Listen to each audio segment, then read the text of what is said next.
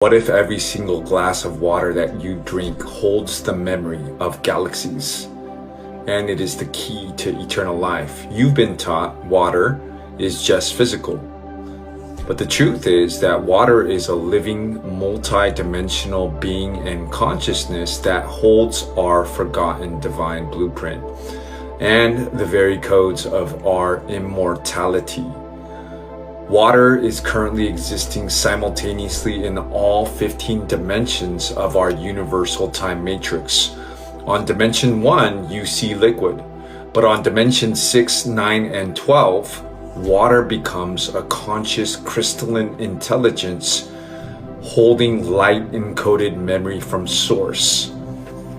It's the only element in our body that can phase shift across densities and dimensions without dying, because water, in its original form, never lost its eternal connection.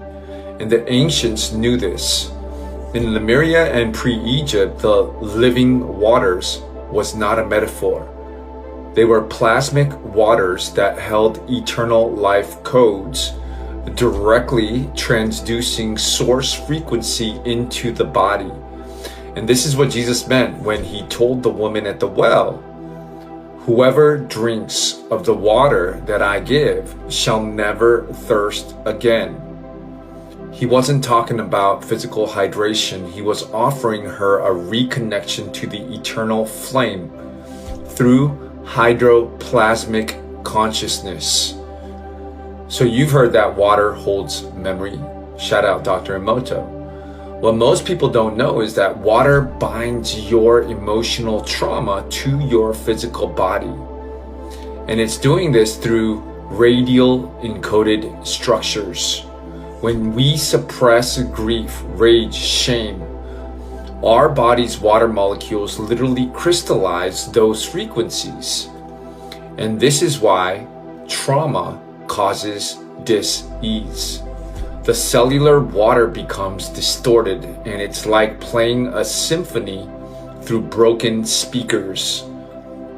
But when you expose your body and remember and reactivate the eternal flame frequency within through chanting, prayer, coherent intention, breath, that same water unlocks and it releases the frozen code. It becomes a conductor of remembrance. And eternal life sciences, this is what is called hydroacoustic re-encryption. It's the first step in base 12 eternal life DNA remembrance. The mind thinks it's in charge, but your thoughts actually ride on bioplasmic current, which are energy waves made of light and life force. And guess what carries the current? Water, specifically the liquid crystal structures in your cerebral spinal fluid and interstitial tissues. So what we call intuition is really an interdimensional signal that is moving through structured hydro water fields. Water is the living bridge between consciousness and form. Wherever there is water, consciousness can anchor, record, transmit through it. Consciousness, or what religious people call God, all that is, what Jesus called the Father, literally binds to and through water. So, if your water is polluted physically or vibrationally, your thoughts distort and your ability to discern truth, intuition collapses. And this is why spiritual awakening is not just about opening your third eye. It's about clearing and purifying the waters through which Source speaks to you.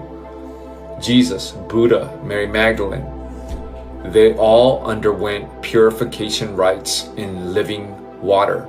This was not for show, but because they understood. To hear God clearly, you must drink the silence between the atoms. Water is not passive. Water is the original messenger, a living scribe that records every word, emotion, and intention. It is your emotional hard drive, your spiritual amplifier, and your cellular gateway to the eternal. The woman at the well didn't meet a preacher. She met a plasmic technician from the Unisci field, offering her reconnection to the eternal living template. And here's the truth. That offer was never rescinded. You still carry the codes. You are still made of the same multidimensional, eternal, everlasting water. And when we purify, restructure, and speak love and intention into the water, we don't just heal ourselves. We become a fountain of eternal life for the world. Because the next revolution is not going to come by fire. It will come through water that remembers itself. Keep the water pure.